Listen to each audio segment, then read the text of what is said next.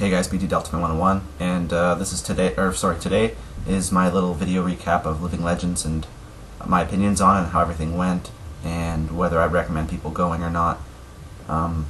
So we'll talk a little bit about the field.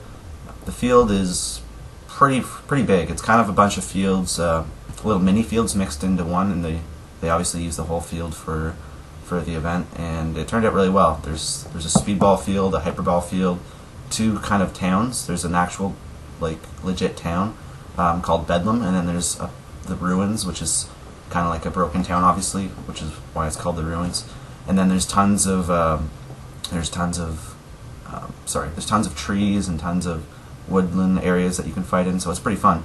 There's definitely a good mix of areas for you to play in, which makes for a very good, I guess, a good experience. I really liked fighting on the speedball field and the ruins and areas like that. I don't like really playing in the woods as much. I used to be a big woods player, but now I'm more urban and more close quarters type of player, so that's what I liked. And overall, it was really well done. CPX did a very good job on it, so kudos to them. Players, there was probably 1,500 players there, I believe. Yeah, 1,500. It was really didn't really feel like that because obviously when you were playing there was a lot of people getting shot out, so they'd have to wait at their spawn for 10 minutes or whatever. But it definitely was a really huge scenario. There was a lot of paint flying in the air, a lot of people to shoot at, so there was never really nothing going on. You could always hear something happening, which was really fun. And I had never played with more than 80 people at a time, so it was pretty intense to say the least. Teams, I was on the Horde, and obviously the Empire was the enemy. The first day it seemed like we started off a little slow. The Horde was kind of losing a little bit. I went right down into the ravine, if you guys know what that is. It's basically a bloodbath section. There was tons of stuff going on the whole week and at the ravine, but I went there for the first opening charge and basically got lit up right away. It kind of sucked. To me it felt like we were losing at that point, but after a while we ended up kind of taking control, I guess, towards the end of the day, but mostly I found the Empire ruled the first day pretty well. They won a lot of the skirmishes, and a skirmish is when like little side objectives that you're supposed to hold. It's like a little area you have to hold maybe for 10 minutes or 15 minutes or whatever the objective is, and they accomplished more of those than we did, so they were winning at the start, I guess. The next day, though, we basically steamrolled them. The Empire, we pushed them back to their spawn a couple times, held them back really far. We won a lot more skirmishes. We actually focused on them this time instead of slacking and just trying to take ground. We actually focused on the skirmishes, which gets us a lot of points. And at the final battle, we literally destroyed.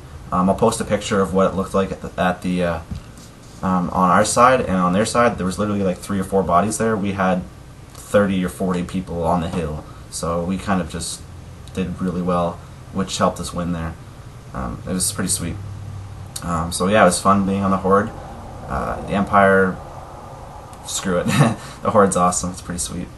I'm glad we took the victory. At first there was a bit of a scoring issue, so people were a little disappointed that we lost because it seemed like we did do a lot better than the Empire did, especially on the second day, like I said.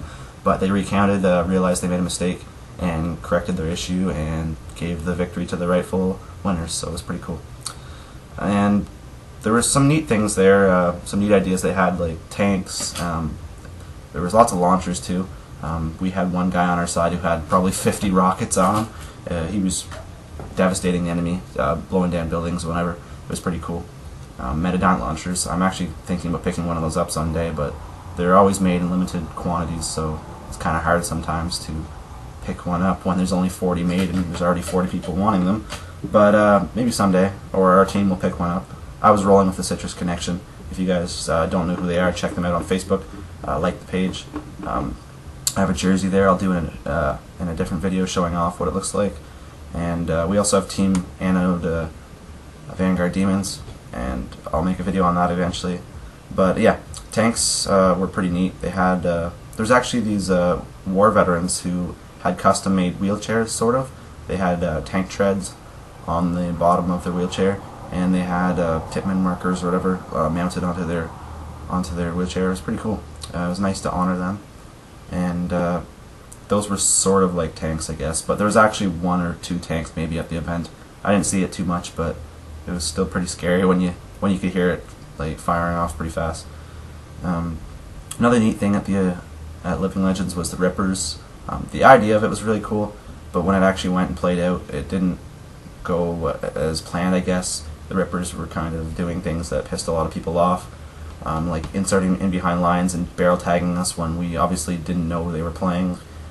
They can just wear barrel tags or barrel socks and insert wherever they want, and as soon as they take their barrel socks off, they can shoot us. But it's kind of unfair that they can insert right where we are when we're spawning. So that was kind of annoying. There's a lot of bitter feelings towards the Rippers, but I guess if it's a smaller force next time, or if it's done better and there's a little bit more definite rules, it could have turned out better. But nonetheless, it was still kind of neat.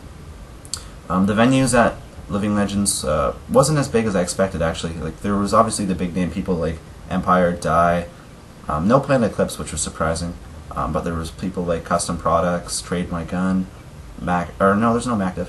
There was Machine Paintball. It was kind of neat seeing their guns. There was Zodiac with their ZR1s.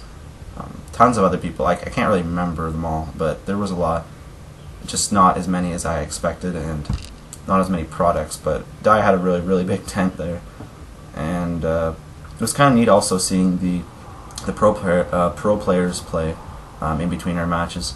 We could actually watch the MPPL go on, and it was pretty neat. But overall, the Living Legends experience was really good for me. I don't know if our team's going to go back to play, but I'd consider playing again if I had my own ways or own means of traveling. It was really fun, and I do recommend it. Viper Scenarios, the guys who held the event, did a really, really good job. Handed out lots of prizes, had everything organized very well, and there wasn't really too many issues with how the game went out or how the game played out. And the refs were amazing. Shout out to them. They did a really damn good job. And yeah, overall, a good experience. Really glad I got to attend. My next game is probably going to be Canadian Carnage, and I'll see all you guys there. And it was kind of nice meeting some of the tech PBers and some of the YouTuber guys that I know. I didn't see too many of you guys, but next time just look for me with a Citrus Connection jersey on with the BT Delta Fan 101 sign on my back, basically. My jersey says it, so that's how you'll be able to recognize me.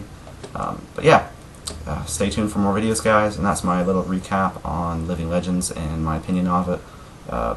Thanks, guys.